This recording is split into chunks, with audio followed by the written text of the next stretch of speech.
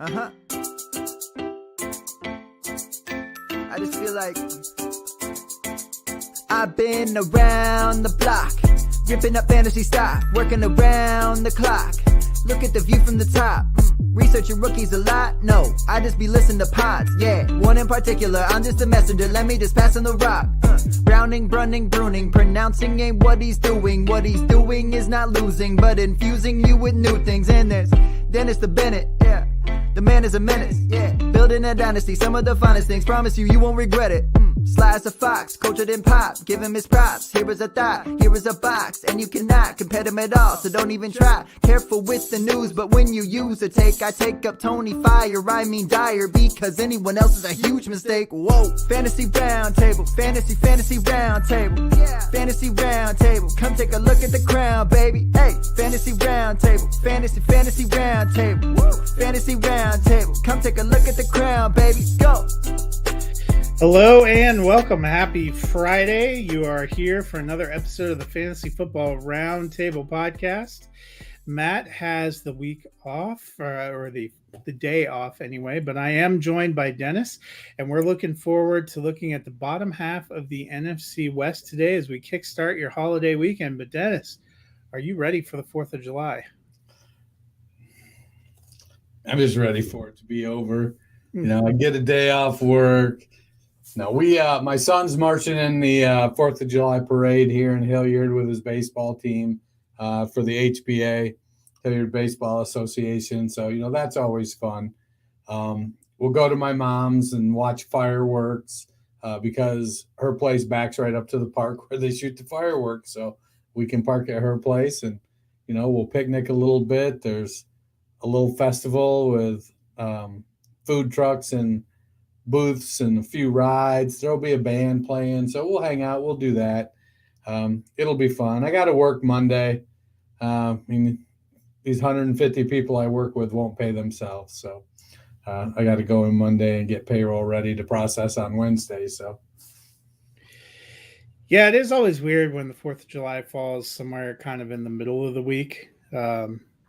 You know, some people, I'm sure, taking Monday off. I'm like you. I work on Sundays, so I work Sunday, Monday, and then this week my days off are Wednesday and Thursday, and I have to go back on Friday. So it'll be a little bit weird. But the one nice thing I will say about here is we had record-setting levels of rain in June, which means no fire restrictions. So the tent popped up in our neighborhood. We live just outside the city limits. I went and got myself some fireworks I'm looking forward to. We also live right next to Fort Carson, which is an Army base, and I'm pretty sure they all ship that stuff in from Mexico. Our neighborhood, they've been doing canisters and mortars that shake the foundations of your house for the last month. So I'm looking forward to, I think our cat is really looking forward to that part of the holiday being over. After the first year we lived here, we were on vacation. We came back. Our cat was so scared when we came back. The next year we were here on 4th of July, and we thought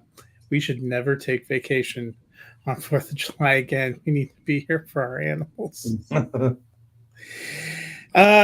Before we jump into the previews, there is actually a decent amount of news that has happened this week, and we'll start off with Hassan Haskins, backup running back for the Tennessee Titans, was arrested on charges of aggravated assault. Does not seem promising for him, Dennis, does it? You know, it just broke this afternoon, but aggravated assault was via strangulation is what the news blurb said. As maybe crass as this may sound, if he got in an argument with a guy and it happened, he's going to get in trouble, probably cut. But he may have a chance to catch on again. If it was a woman, he's probably done, and rightfully so. You know, I don't know. These big dudes got to learn to keep their hands off other people unless they're playing the game. And we'll find out what, you know, it'll come out and we'll learn more about it. It's brand new. I mean, it also could end up being nothing and somebody, you know, trying to stir something up. At this point, you know, they felt like there was enough to get arrested, but arrested and charged are not the same thing.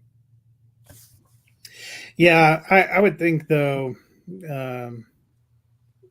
if it goes much further, Haskins was kind of the primary backup, seemed like, to Derrick Henry last year. Didn't see the field that much. They just went out and got Tyjae Spears. I would imagine the Tennessee Titans would probably be content to go another direction. So might be something, obviously health, safety, all trump everything else. But as fantasy players, might be worth keeping an eye on if you were rostering him as a potential handcuff. In other happier news, Devontae Parker got a new 3-year, $33 million deal from the Patriots. The pieces made it sound like he was just an integral part of the passing attack for the Patriots. Dennis, I'll be honest, I almost forgot he went there last year. So is he an integral part of the passing attack? In that receiving group, yes. But the truth of the matter is, while there's $14 million guaranteed, they could be out of it after this year. It's kind of there's a lot of shadow numbers in this. It could literally be a 1-year, $14 million deal. So, am I happy for Devontae Parker? You know, if Sammy Watkins can bang around the league for 10 years, why not Devontae Parker? He's 30 years old. He's a reliable veteran. Did he achieve what we had hoped he would coming out of college? No, he didn't. But, he's had an okay career from an NFL standpoint, and he's had a couple fantasy viable seasons, or maybe a few fantasy viable games might be more accurate. He just never reached his potential for whatever reason. Whether it's coaching, whether it was desire, it just didn't happen. I don't begrudge a guy making $14 million if it's his last contract. Yeah. Love my last contract to be for $14 million, to be honest. Seriously, if I get that contract, I'm content to let that be my last contract. He had a couple of decent years there with Miami. I didn't think it was a bad move when the Patriots got him because they didn't have to spend a lot to get him last year. I just didn't think he made much of an impact. I'll be curious to see if we get a little bit more of a resurgence. Nelson Aguilar is gone. They still have, and Jacoby Myers is gone. They brought in Juju. That's going to give them one side. Not sure what to make of Tyquan Thornton or Kendrick Bourne. Then you have Devontae Parker and a couple of tight ends. So there's still some opportunity there. I'm not running out to get him in fantasy, but it is interesting. They liked him enough to do this kind of a deal because the Patriots aren't exactly ones to splash out a lot of money willy-nilly on offensive players. Yeah, this could be dictating that, hey, we don't think we need to overpay for DeAndre Hopkins. Now, DeAndre would clearly be the best receiver on that team. And if he went there, a foursome of Hopkins and Juju and Devontae Parker and Tyquan Thornton would be serviceable for Mac Jones, with Mike Gesicki and Hunter Henry at tight end. It'll be interesting to see, that aside from the mystique of Bill Belichick and Tom Brady, how they come back from the Matt Patricia, Joe Judge offensive coordinator fiasco. Well, Belichick, he's 70 years old or more. It's going to be something to watch to see if he can rise back up to, his previous heights without, a superstar to propel them.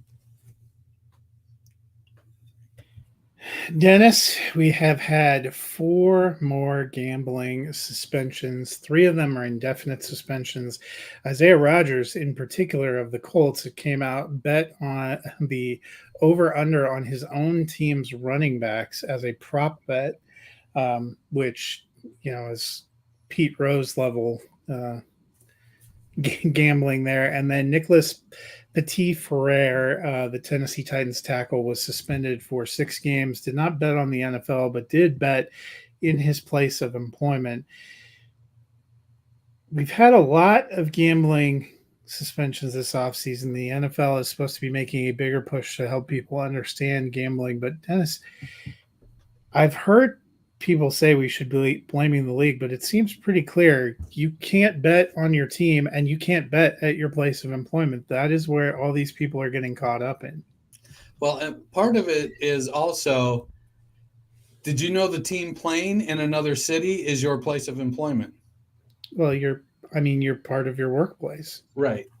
If you were in a company car, you'd be in your work. Exactly. And that, I think, is where some of it is, they literally have to be like, hey, there's no football activity. I am not at anything team related. I'm not in a team hotel. And I get it. The NFL partnering with Vegas, it is going to be murky, and they're going to have to work this out. But what I want to know is, how can so many of these guys have burner phones for their side chick, but they can't figure out how to bet on a game? Wonders never cease. From a fantasy perspective, or at least an NFL perspective, I know Rodgers was potentially projected as a starter for the Colts, kind of deals a blow to them.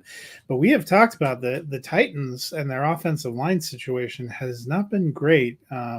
So losing an offensive tackle at the beginning of the season right out of the box can't be great for them either. No, I think Pettit Frere was supposed to slot in as their starting right tackle this year.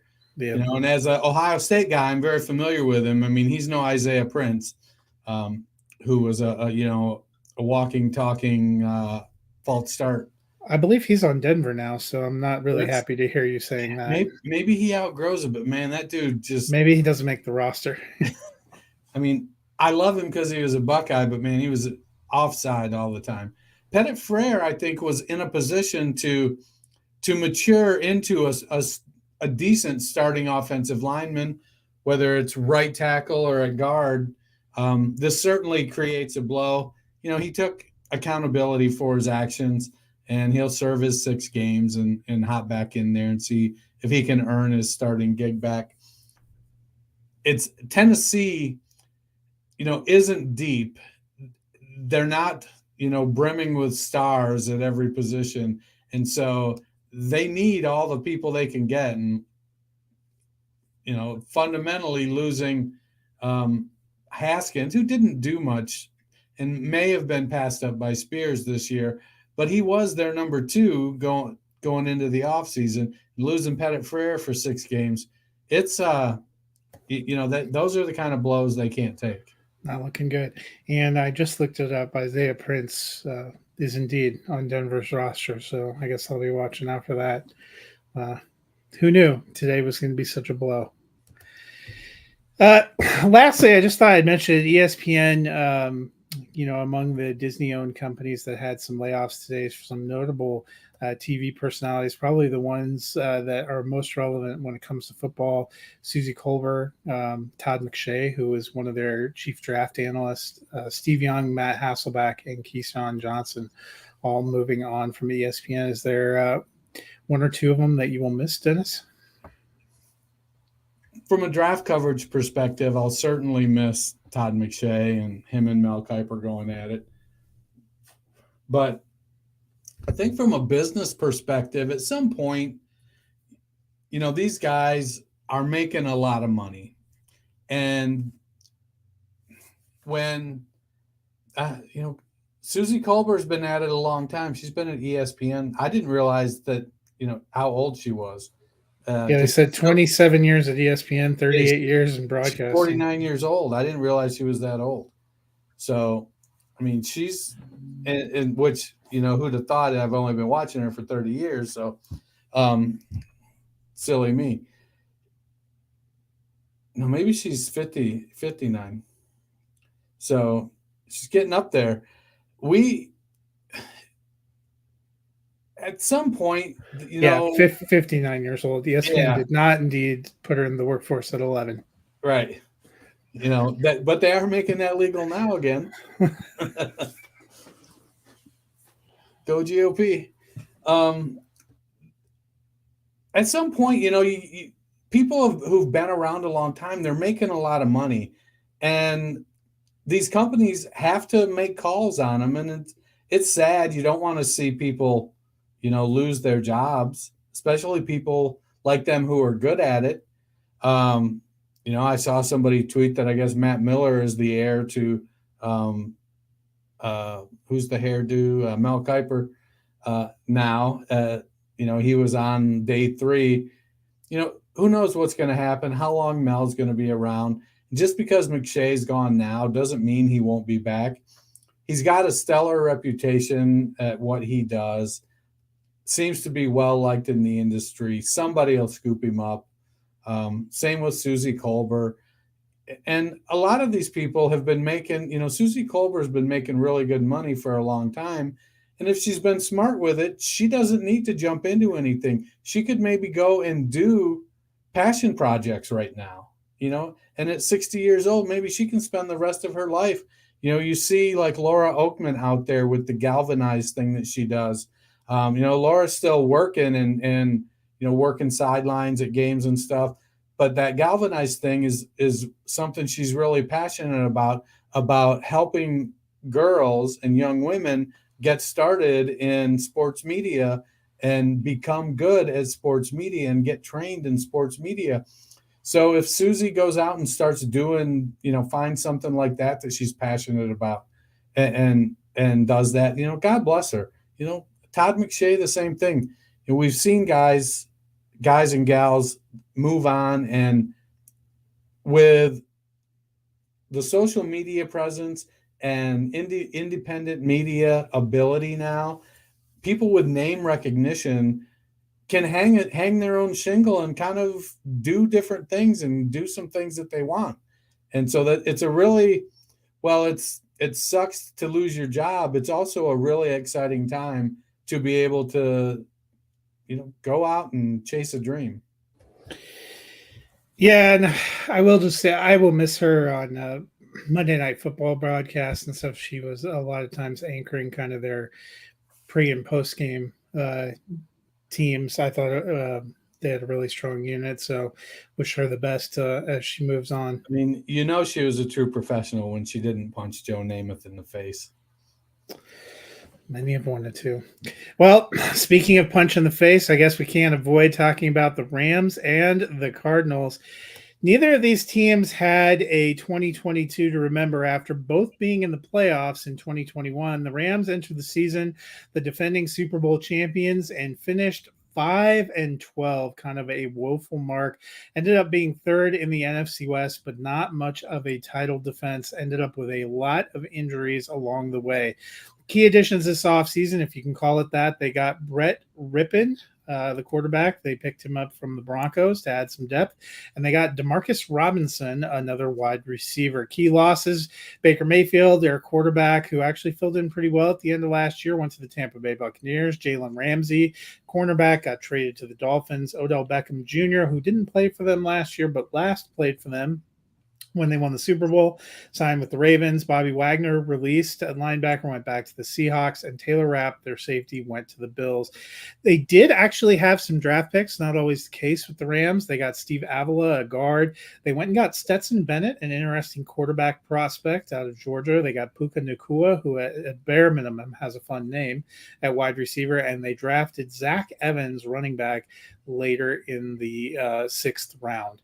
Key fantasy assets, Matthew Stafford missed a good chunk of the season with injury, but finished as QB 32. They also have Bennett, the rookie, there.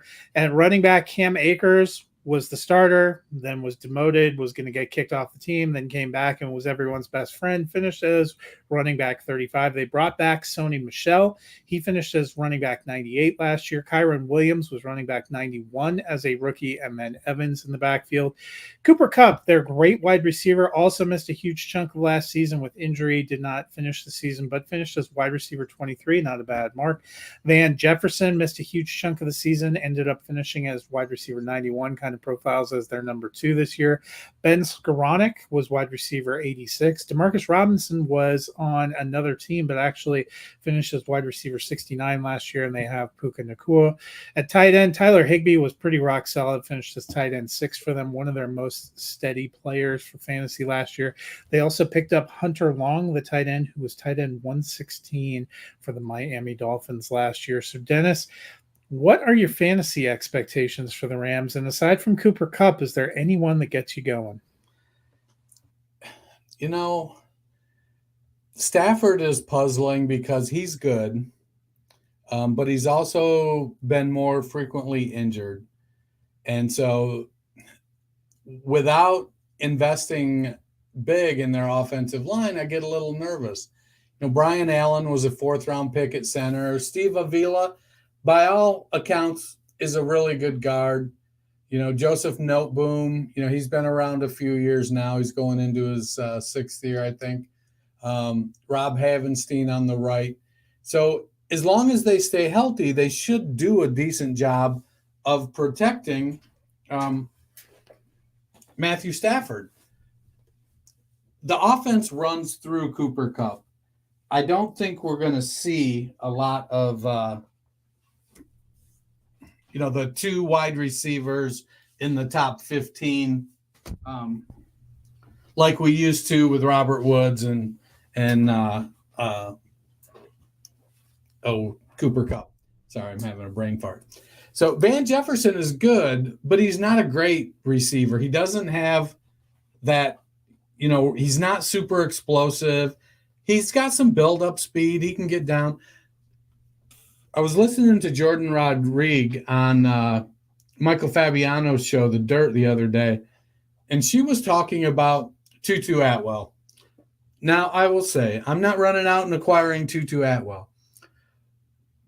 But how she described what's going on with Atwell, and it can apply to Jefferson, it can apply to Skoranek. So what McVay wants to do is he doesn't necessarily run a super sophisticated offense. What he does is he disguises what he's doing by running all the plays with the same people. So you don't know that there's a lot of different, you don't see, they're not substituting people in, and the defense can go, oh, well, they're going to run this set of plays, because they're not substituting people in. Tutu has the explosion that Van Jefferson doesn't, or Ben Skoranek or Cooper Kupp. They don't necessarily have that. Tutu has that. Now, I don't like Tutu that much because he's 5'1" and 62 pounds. But he does have that explosive element to his game. He also, she was talking about that his offense, what he wants is he wants a bell cow back. That when he's got the back that can do everything, that back gets about 80% of the touches. And she said it feels like Cam Akers has basically stepped into that role. And after a couple off years, injuries and learning, he's kind of he's ready to step into that role and see if he can take it and stay healthy with it. Akers has his shortcomings. He's got decent athletic ability, he just doesn't have great vision. So we'll see what happens with the offensive line. Can they make things clear enough for him so that he's not second guess himself? Things are easier to see. Obviously, you like Cooper Kupp. Kupp is going to get volume. He's going to get 175, 180 targets. Jefferson will probably have over 100 targets. Skoranek, he's a bigger receiver, 6'3", 225. He does some things well, but he's kind of when they're running that 11 personnel, Skoranek is a blocker. He's a move tight end kind of guy. I think Skoranek will play over Robinson. I think Nacua, as good as he's shown in camp, is going to be their 4th or 5th wide receiver. So it'll be Jefferson and Kupp with Skoranek, and then Tutu, and then Nacua. Tyler Higbee, he's tight end 6 last year. at Dynasty Nerds ADP right now, he's going off the board at tight end 29. So what our mock drafters are saying is they're saying, look, we believe he was only tight end 6 because Cooper Kupp was injured and the team fell apart. I don't know that that's necessarily all true. Some of it's there, but I think Kupp has top 12 potential, or Higbee has top 12 potential. He's pushing 30 now. He's been in that offense for a lot of years. Nothing there is going to surprise him. So if Higbee comes in and finishes as tight end 8, tight end 9, I don't think anybody should be surprised. Stafford is the real wild card because we know he has the ability to trigger a really effective passing game in play action and spread the ball around some. So as long as he stays healthy, would anybody be surprised if, they had a winning record this year? Their defense is getting old. Aaron Donald's coming off injury. They've got some things there. But, we'll kind of have to wait and see sort of what happens there. For me, it comes down to, like, what's the value? In the Dynasty Nerds ADP, Stafford's going off as QB 31. To me, that's good value. I mean, if he finishes as a top 24 quarterback and he only plays 2 more years, I think you've won that draft. Yeah, so the one nice thing I will say about the Rams is it feels like, aside from, we have our pretty set expectations for Kupp, it feels pretty wide open. Higbee is probably always a little underrated, but my frustration with Higbee is that it seems like every year he is either a huge boom or you get nothing, and I never guess correctly. It's like a roller coaster ride that I've just gotten off of. I was kind of surprised to see he finished as tight end 6, but then not surprised at the same time because he has some like huge games. But then it feels like there's weeks where there's nothing, and the Rams had nothing kind of down the stretch. I think that helped him. Van Jefferson being healthy, be curious to see how they work him in. I forgot about Atwell until you mentioned him. They have a lot of guys. I don't really know what to make of it, but there's plenty of opportunity. Allen Robinson moved to Pittsburgh. Wasn't a huge factor there anyway. Behind Kupp, it feels pretty wide open, and I think that's going to be an opportunity for somebody. Cam Akers, I liked what I saw at the end of last season when they recommitted to him, but it just never totally feels like they like him that much. It's hard to get a read on how Sean McVay feels. Last season, Sean McVay basically made him a healthy scratch because of attitude issues, said we were never going to see him again. And when they couldn't find somebody to trade for him, he ended up cutting his other running back and putting Cam Akers back in there. So I don't know what to make of it. I know people were excited about Zach Evans, but we've seen consistently, it seems like young running backs in the Rams system, it takes them a little bit of time before they, start getting touches. So that might make me more excited about Kyron Williams actually this year than Zach Evans, because he didn't have a huge role last year, but he was there, able to learn everything. But I think my value that I'm going with is Stetson Bennett for the same reason that you said it feels like Matthew Stafford is a wild card. I think Stetson Bennett might be the 4th quarterback in this rookie class in terms of opportunity to play, because we know that Richardson and Young and Stroud are all going to play. Levis may play at some point in time, but we don't know what we've got. And I don't think we'll see Hendon Hooker this year. Stetson Bennett, the Rams traditionally only carry 2 quarterbacks. I'll be curious to see, between him and Brett Rippon, whoever gets that backup job, because I'm with you. I think Matthew Stafford has been ailing for a little while. I think it was it seemed like it was on the border about whether he was going to come back or not this season. And there's a chance he doesn't make it through all the games. That's why I have him a lot lower in my redraft rankings, because I don't have confidence he's playing a whole season. I think that's going to give one of these other guys, especially in Superflex that you can get pretty cheap, an opportunity. Do you have, I know you mentioned you thought Stafford was probably a value. Do you have any other values you like in the Rams group? Higbee was the one. I think Higbee is a classic.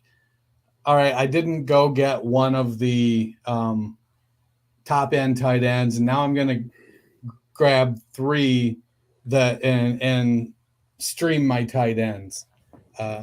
Like you said, it's easy to guess wrong on that, and I like the I just like his stability and his fit in that offense. He has been there for so long and been productive for so long that he doesn't have any competition. They acquired Hunter Long. Now, Long had a good athletic profile, but he hasn't really produced. So I think Higbee, to me, is the guy. And then late at wide receiver, I don't mind grabbing Van Jefferson as somebody that could end up being a flex-worthy player for me. So I think the final big question is, how do you see the Rams finishing? And I'll be honest, they were 5-12 last year. I think 4 to 7 wins is probably the range I'm putting them in. I like Sean McVay. I like Aaron Donald. I don't think they have enough pieces to really go deep. So I would kind of probably have them in that, probably 5, 6, 7 win range again. So that's what I was just texting you about, because I was trying to get back to where I had them. And then where did it go? Okay, there we go. Log in. So I could pull up my win-loss records for them and see.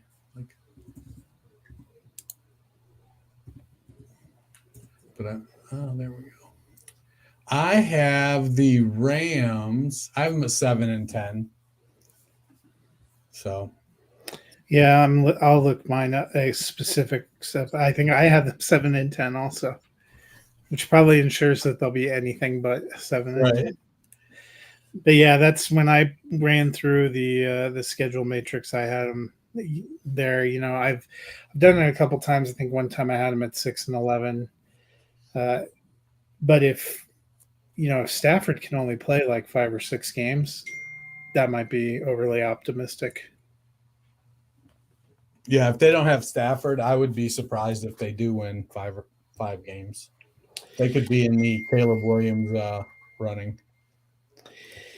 Well, that brings us to the last team in the NFC West, and that is the Arizona Cardinals. Speaking of being in the Caleb Williams running.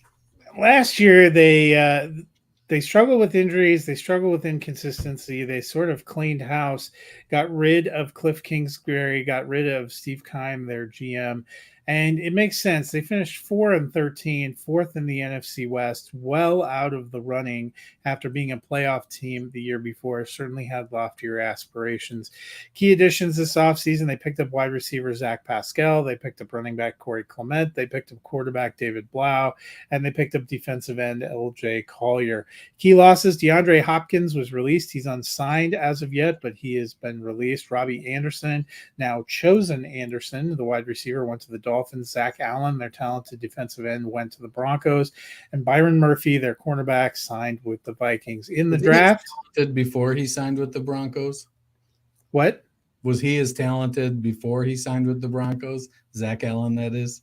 He had a couple of because now he signed with the Broncos, and he had a couple of really good seasons with the Cardinals at defensive end. He was one of their better pass rushers. So seems like he was a pretty key piece of the defense. Vance Joseph, who was their defensive coordinator, is actually now the defensive coordinator with the Broncos, and that is why he wanted to go and get him back. In the draft, they did pick up a tackle in Paris Johnson. They picked up a pass rusher in BJ Ojulari. They picked up quarterback in Clayton Tune, and they drafted wide receiver Michael Wilson. Key fantasy assets. Kyler Murray was quarterback 19 last year, tore his ACL, missed a bulk of the season. Big questions about when, if, and how much he can play this season. We will get to in a minute. Colt McCoy, his backup, finished as QB 50 last year. He is the primary backup. James Conner signed a 3-year deal prior to last year's season, finished as running back 19. Not too bad. Corey Clement was running back 102. Tyson Williams, who's on their roster, was running back 153. Might remember him. He had a couple of games that were pretty notable with the Ravens. Among the wide receivers, they still have Marquise Hollywood Brown, who was wide receiver 44 last year. Rondale Moore was wide receiver 82 last year. Greg Dortch, wide receiver 63 last year. And as I mentioned, they drafted Michael Wilson.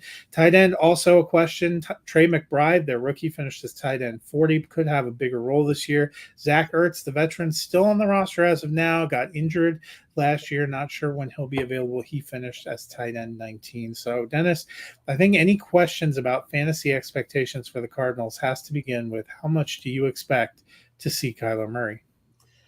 This one is tough because as much as I dislike Kyler Murray, he's a decent NFL quarterback. I just don't like the way his game is, and it just, and whether that was Kingsbury, I feel like we may be on the downslide of his career already. When he gets a little dinged up, it really affects his game when he loses mobility because he is so small. That's part of the trouble I have with Bryce Young, is that he's not very big either. And I get it. You throw through lanes, you're not throwing over players. I totally get all of that. But getting hit, and eventually they all get hit, takes its wear and tear. I don't think Colt McCoy is the answer by any stretch of the imagination.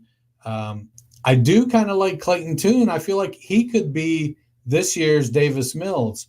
And before your jaw drops at that high praise there, Tune started a lot of games in college. And we've seen what with Brock Purdy, we've seen what happens when you've got a guy with a lot of experience. Now, it was the run and shoot offense, the spread offense, so there's definitely some difference.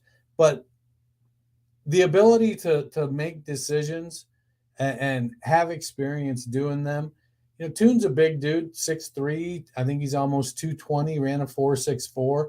He's not he's not athletic like Kyler, but he's got some athleticism to him. If Murray isn't ready to start the season, I don't know that there's any real benefit to letting Colt McCoy be the starter. I think McCoy got shafted early in his career, but let's face it, at 36, I don't think we're not looking at a comeback here. So to me, it feels like they should be letting Clayton Tune go out and start for him. They've got a diminutive core of wide receivers, but a group with some real good speed. Some of Tune's issues are, he gets out of sync and he doesn't throw deep with a lot of power. So that may not necessarily match up, but adding Paris Johnson to the offensive line, Will Hernandez is okay. DJ Humphries has been solid for a while at left tackle. They've got some opportunities that the offensive line has to improve. But if they can keep Tune fairly clean, he may be able to, with NFL coaching, get those mechanics cleaned up and more consistent, and be able to maintain the power on his ball when he's throwing downfield. They added Michael Wilson as well, who's a 6'3" receiver with good speed, but a long history of not staying healthy in college.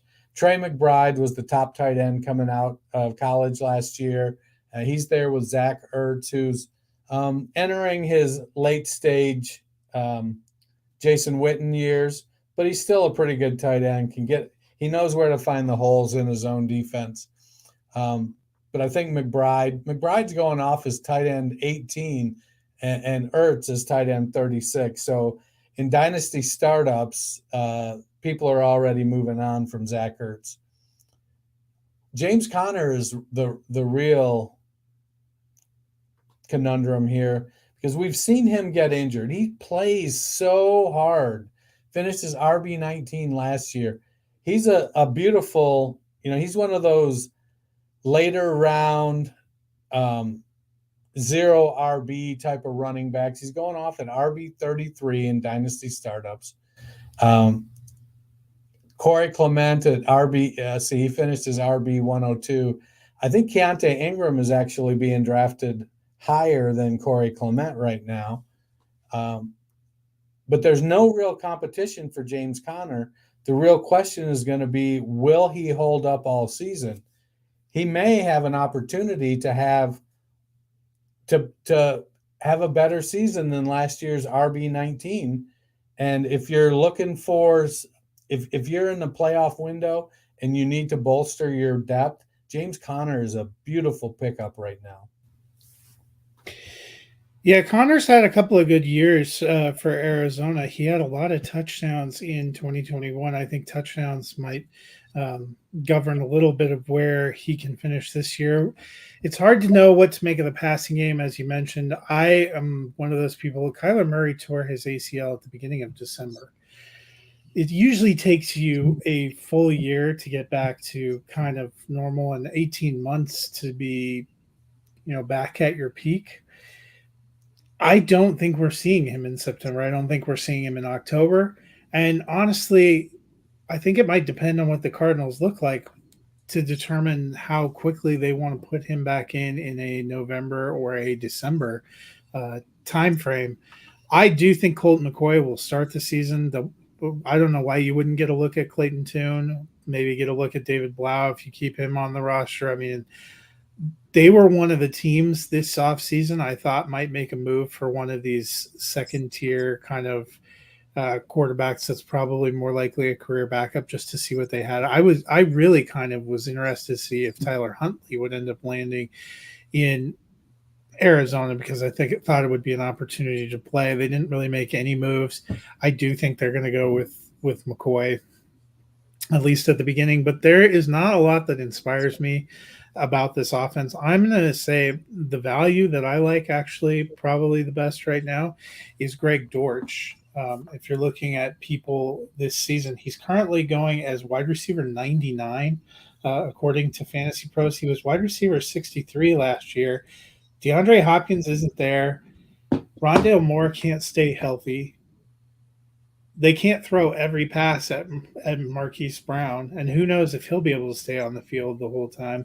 I don't know what we've got in Michael Wilson. I thought Dortch performed pretty admirably when he was given opportunities last year, and I think he might be given some opportunities here. He's pretty much an afterthought, and if you can pick up a guy at the end of your draft that you can actually use as a flex play, that's a pretty good value to me, especially on a team that I'm not expecting a lot from.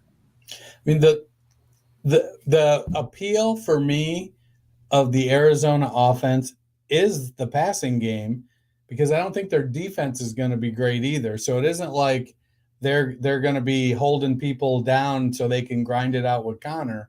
They're going to have to play catch up, and they're going to have to throw. Teams are going to get out in front of them, and they're going to have to throw the ball to compete. I don't think they're going to have a great year, but I do think the offense is going to have a fairly high percentage of passes.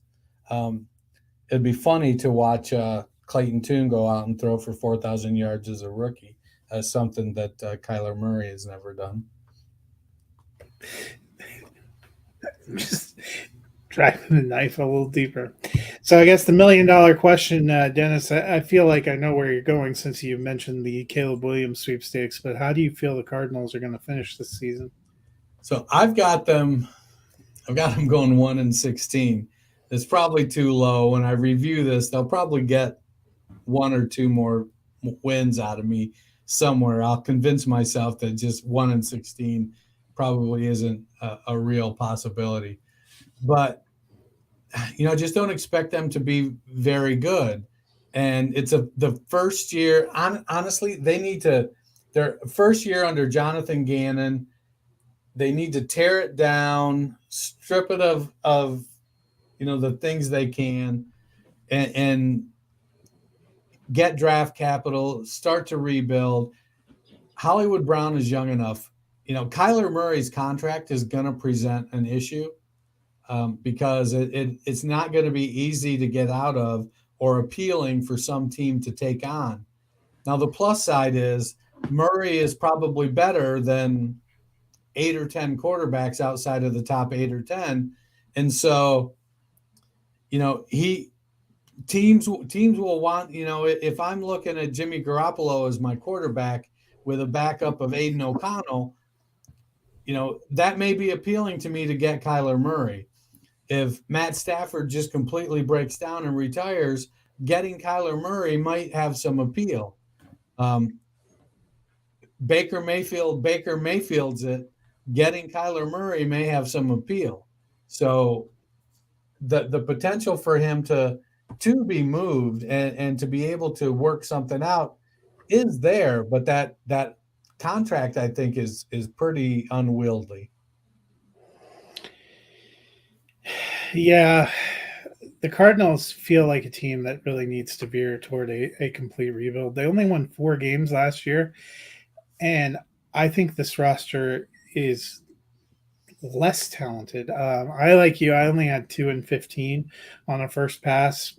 1, 2, 3 wins is about what I see. I think they're going to be, it looked like on my last pass of running through things that I did have them as getting the number 1 draft pick, and I think that might actually be the best course of action for them. And then it's a hard off season of, are you using that number 1 draft pick to build around Kyler Murray? Or are you hoping to do like a Chicago Bears situation and trade back and collect other assets? Or are you starting over? And, I think there's going to continue to be a lot of hard questions asked in Arizona. There most certainly will be. Well, Dennis, we're heading into a holiday weekend. If the people, are pulling down some episodes and listening to us while they're riding around on that riding lawnmower, what else can they do to fill their time? Well, they should wear good ear protection, the kind with speakers, and listen to the Fantasy Football Roundtable. Give us a subscription. Hit that subscribe button, like, review. I don't know. Let me see. Where is it? I don't know if my son did something for me. Right there. I now have an autographed Cole Bennett jersey. That was his jersey from the 2nd grade, and it's as big as Barry Sanders' jersey. Yeah, like, review, give us a 5-star rating, man. We appreciate you. Well, that'll do it for us today. We will be back on Monday as we turn our gaze to the AFC North, which means the Bengals and I believe the Ravens were still the second place team. So should be a good time. We will turn toward the AFC North, and at least one of those teams I have high expectations for in this new season. Until then, guys, enjoy your weekend and stock up on those fireworks. The 4th of July is a-coming.